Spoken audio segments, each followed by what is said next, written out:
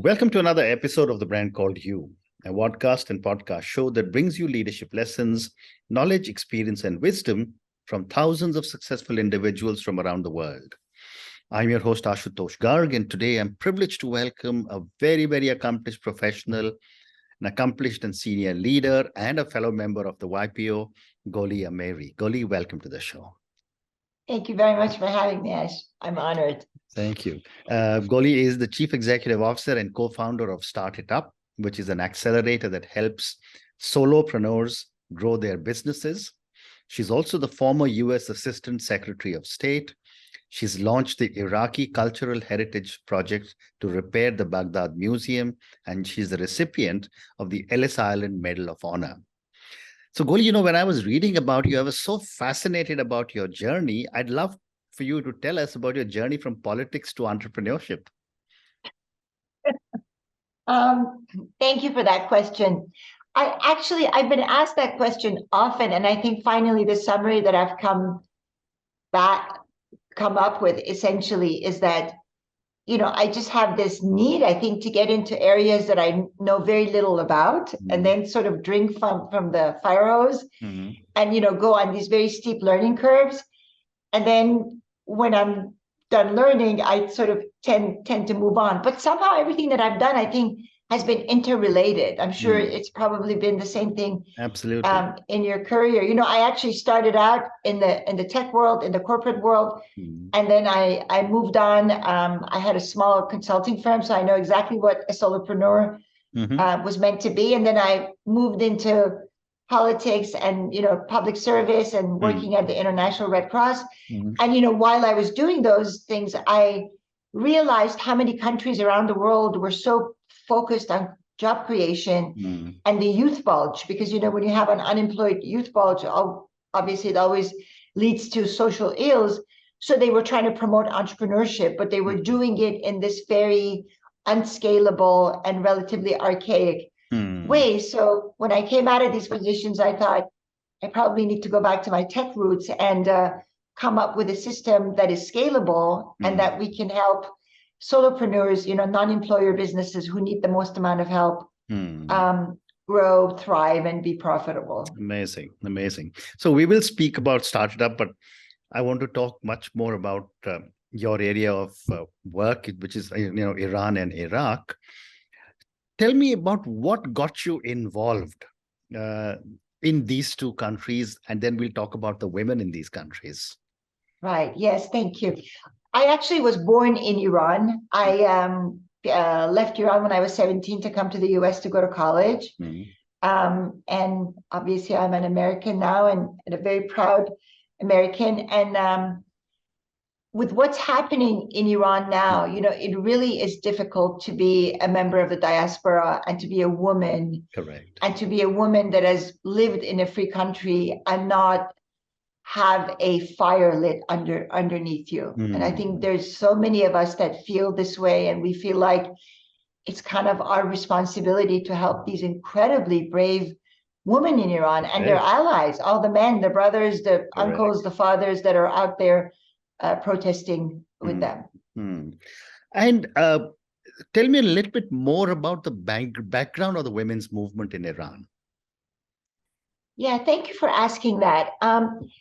Actually, that is a very good question, because oftentimes I think people all over the world have a misconception about that. And I think part of the problem is that when the revolution happened in 1979 and this Islamic Republic essentially forcibly came to power, because that revolution was all about democracy, was not about religion.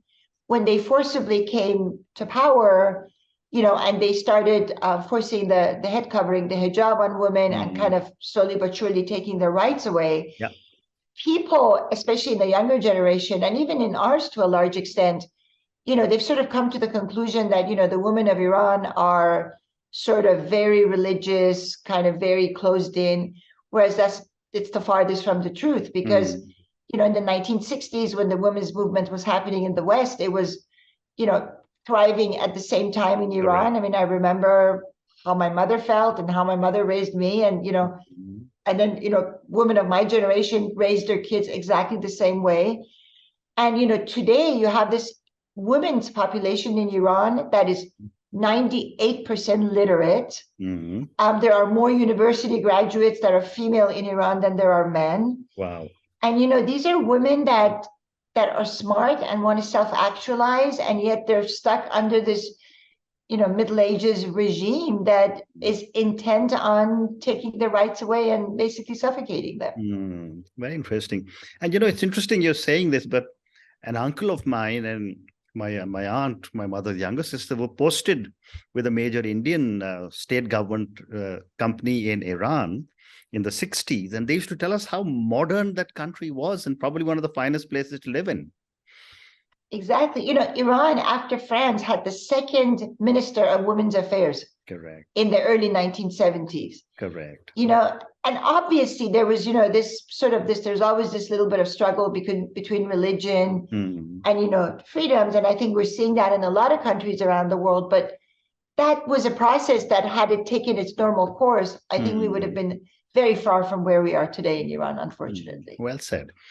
And would you like to talk a little bit about the current political situation and how it might affect the region? Yes, actually, I'm very happy that you're asking me this question, because I think where we are today with Iran, and I think that really tells you, unfortunately, about the craftiness and the wiliness of the mullahs in Iran who are currently running the Islamic Republic, is that in a way they have the democratic world in a vice, because the democratic world is trying to figure out how to deal with Iran so that it does not become a nuclear power. And they've been negotiating this, since I would say sometimes in the early 2000s. So it's been quite some time. Right. And at the same time, Iran has continued to kind of build its military, its regional power, and it's essentially a bad actor in the Middle East. It's been involved in Syria, it's been involved in the Saudi situation with Yemen. It denies the Holocaust, it's bombed a Jewish community center in Argentina, it's in cahoots in certain ways with Venezuela. And, of course, now, more important than anything right now, is now it's selling drones to Russia and shortly missiles. So now it's essentially, all the authoritarian regimes have banded together now. And, as an observer from outside, and I've traveled a lot to Saudi, but never to Iran, but Iran and Saudi are the two major powers of the region. If I wanted to look at it from size, wealth, and maybe just the size of the country, what is your view on the role of Iran in the broader Middle East region? And what about its relations with Saudi and maybe Israel? Well, Iran's relationship with neither of these two countries has been very positive. Correct. They like to portray it and present it as, the Sunni Shiite thing. But I think, in all honesty, I do not see it that way at all. It's all a matter of power politics. And, that's why it fights, in this proxy war with Saudi Arabia in Yemen. And then, of course, with Israel, I think Iranian leaders are very Machiavellian. I'm sure they read Machiavelli's The Prince, top to bottom. And essentially what they've learned is that blame all your internal problems on an external source. Correct. So if you've noticed, everything that goes wrong in Iran is either Israel, it's either Israel's problem or it's the problem of the United States. Yep. It's never about what are we doing wrong in the country. Well said. And, unfortunately, Western powers now, even though they've been handed this gift of the Iranian protests, they're sort of hamstrung in a way. They're trying to figure out, how do we deal with this? They think that, obviously the nuclear negotiations for now is dead, and they're trying to figure out what the next step is. And, I'd love to get into that later if the question comes up. Correct. And, I want to also come back to the women, and I want to understand a little more about this incredible conflict, if I can use the term, that's going on. My wife and I were scheduled to go to Iran and got our visas and everything. 3-4 days before it started. And then we got a message saying that please don't come. This is not the right time to visit. I'd love to get your perspective on what is happening in the conflict, because this doesn't seem to be dying down. And what do you think should be done to address it? Right. Yeah. That's a great question. The situation in Iran, it's kind of like a boiling cauldron. Every 10 years, the Iranian people pour out in the street. They demonstrate that they are not in favor of this regime. They get killed, imprisoned, raped, and then they decide to go back home. And then another decade passes and they do the same thing. So there is this chronic discontent that is happening with the Iranian people. In addition, there's a latest poll that came out of Iran, which is incredible, saying that essentially Iran has increasingly turned into a secular country. Okay. It's like essentially Iran is only in the low 30% in terms of being religious. And when you compare that to the United States, the Gallup poll shows that in the US, 70% of the population identifies with an organized religion. So you can see kind of the dichotomy here in terms of what's happening. You asked me, what can the world do? I think first and foremost, I know this is really tough for India to do, but first and foremost, India, being the largest democracy in the world, really should be on the side of democracy. And it really should be on the side of what is it that people of a country want. Right. And should probably consider stopping its trade with Iran, because India is one of the countries that's currently purchasing Iranian oil. And one of the most effective ways of dealing with the Iranian regime is halting the flow of funds to them. And the flow of funds is essentially the sale of oil to countries that are buying it, which is essentially China, India, and a handful of smaller countries here and there. And then it's smuggled oil, which is mostly bought by China. So if those were stopped, particularly India, once again, I'm going to say the largest democracy in the world, it really would make a difference. And then, of course, there are ways to freeze Iran's foreign assets, which will make a very big difference. Essentially, what's been done to Russia right now. If you halt the flow of funds, it's probably the easiest way to hold Iran back from becoming a nuclear power. Well said. And I can't argue with this on what you're saying, because I don't have that level of knowledge. But I do want to also get your perspective that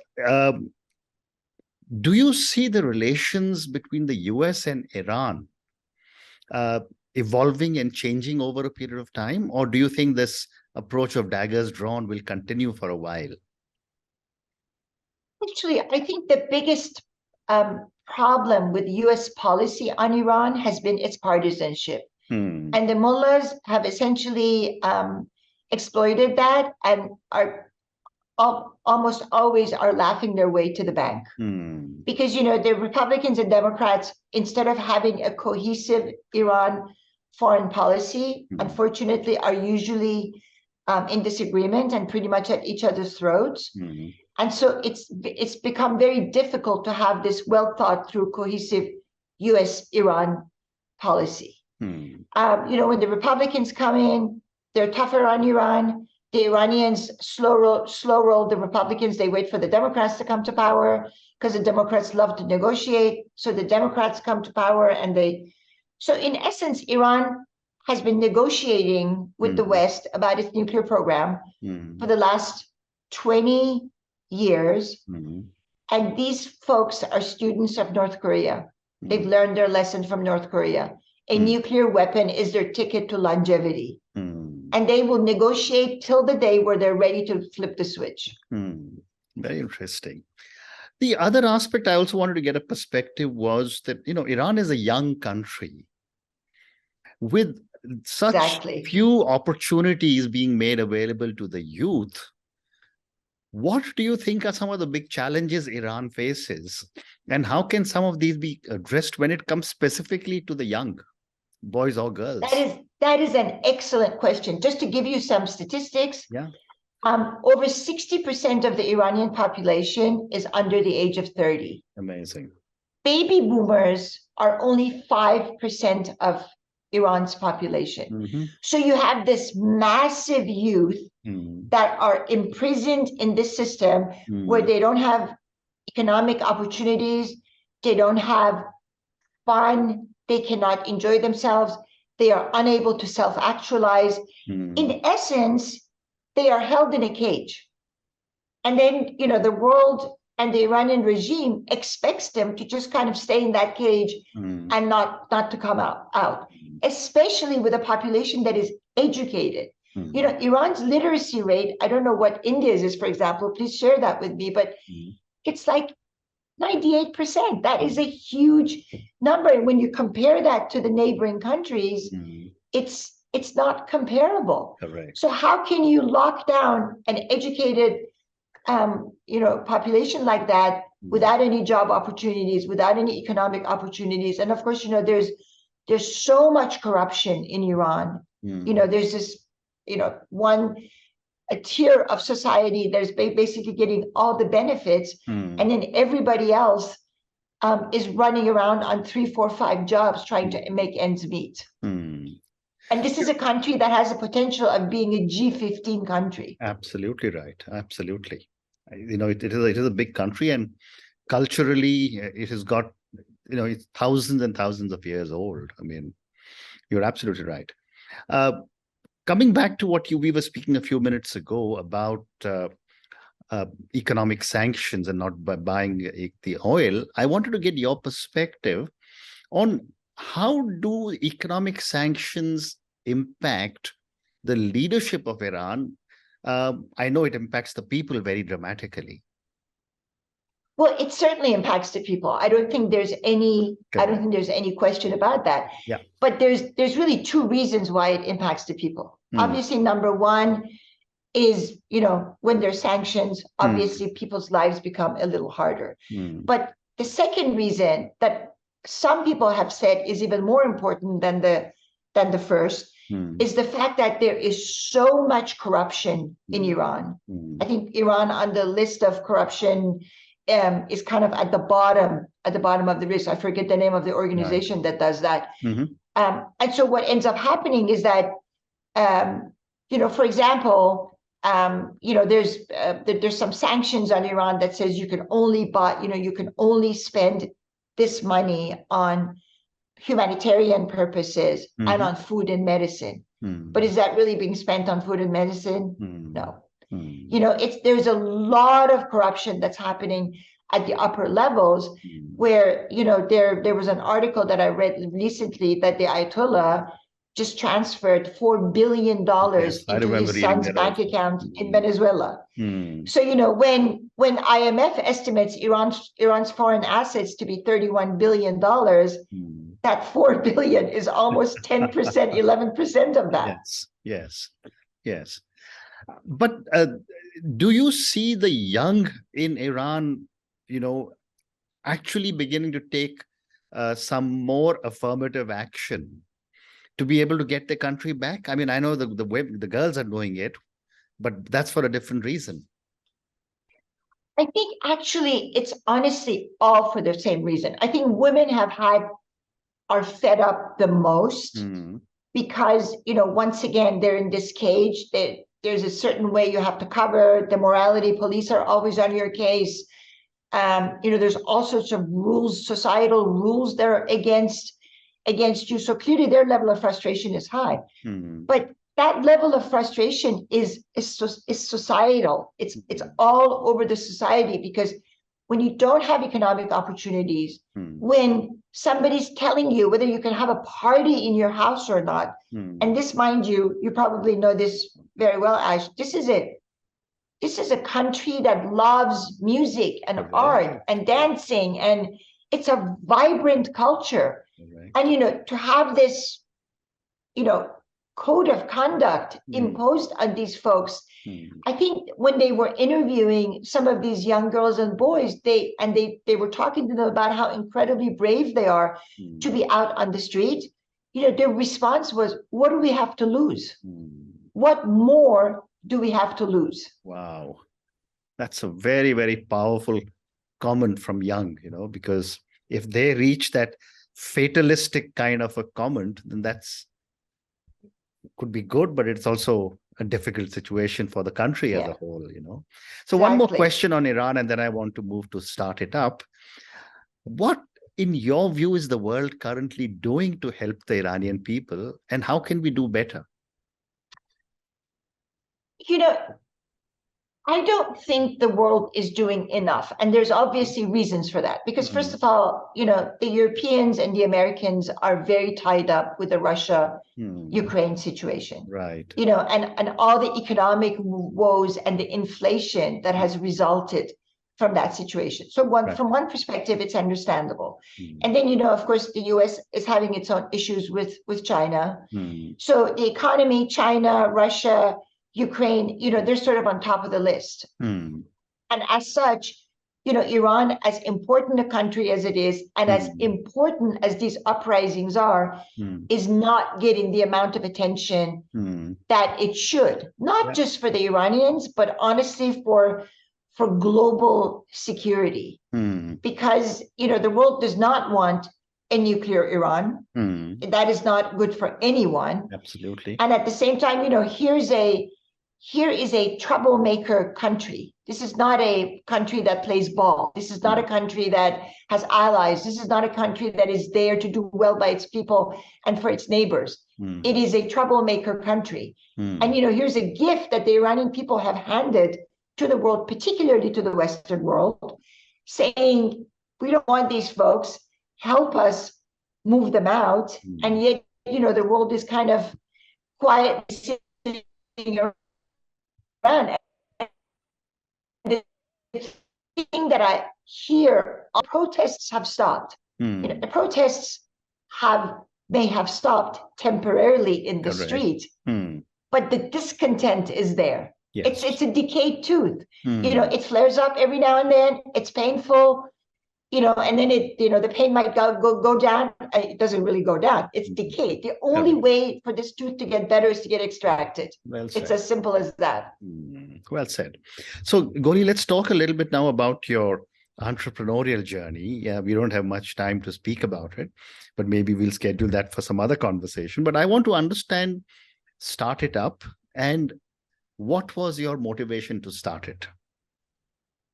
Right, like I said at the beginning, I was a kind of what we call a solopreneur myself. Solopreneur is an entrepreneur that does not have employees. You're all on your own, and you can do anything from being a consultant to being, doing janitorial services or being a landscape person. So it's the gamut. And in the United States, actually, there's about 26 million of them, and that's about 2/3 of all the businesses in the US. Globally, estimates are there's over 450 million solopreneurs. So these are people that are almost always are the backbone of the economy, but they don't get any help from anyone. And a very small percentage of them in the US, only 11% of them actually make a profit, whereas the majority of them depend on this business that they have to earn a living.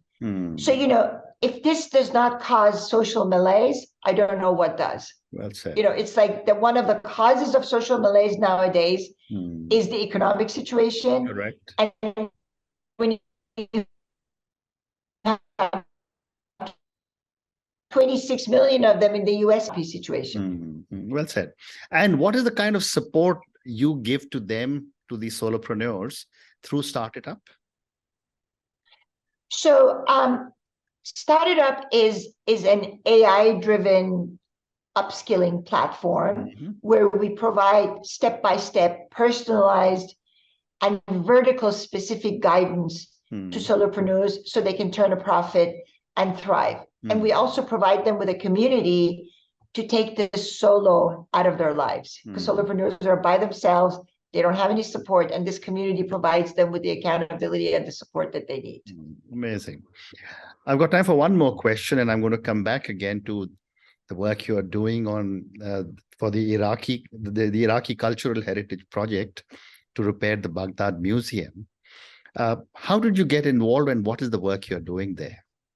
So actually, I'm not doing that anymore. Okay. This is what I was doing when I was at the U.S. State Department as the Okay. Assistant Secretary. Mm. This was actually during the Iraq War. If you remember, Yeah. the Iraqi museum, was looted and Mm. it was Yeah. in danger. And so my bureau at the State Department had jurisdiction over cultural issues. Mm. So, in collaboration with the Italians and a couple of other countries, we all got together to help repair parts of the Baghdad Museum, to make sure that, all their incredible artifacts were safe. Mm. And then we also established this training center in Erbil, actually, in the Kurdistan region of Iraq, so that people would get trained on museum management and on ways to safeguard artifacts, and to be able to repair some of the artifacts that were damaged. So interesting. So I've got my one last question, and this is for the many, many young people who will listen to our conversation, and I'm hoping there will be a growing number of people in Iran who will listen to us. Based on your incredible journey and our amazing conversation today, what would you say are 3 lessons you would want to be able to pass on as someone who understands Iran so well, who understands the US so well, and this would be for the young people? Thank you. Actually, let me say something a little different at the beginning for the young people. Yeah. In terms of the life journey, especially to young women, us women in general, when we want to do something, the sun and the moon and the stars all have to align. And if they don't align, we don't feel as confident as we should. And we always think everything has to be aligned perfectly before we take that next step. And I think if there's one thing that I've learned in my life, is that the sun and the moon and the stars almost never align. Absolutely. And we should just kind of ignore that and feel that, if we just take that first step, we can kind of, move on to the next steps. Correct. And then in terms of, your other question about young people, I would say that, first of all, we should never take the governments that we live under for granted. It really is the job of the young people to look out for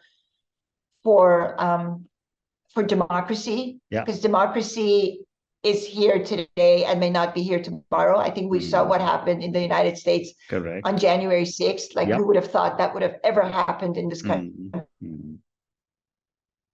Correct. But it happens, and I think so I really want to encourage young people to never to take democracy for granted and freedom for granted. Well said. Well said. And on that note, Goli, and the amazing lessons, especially one for women, where you said, alignment is not the last word.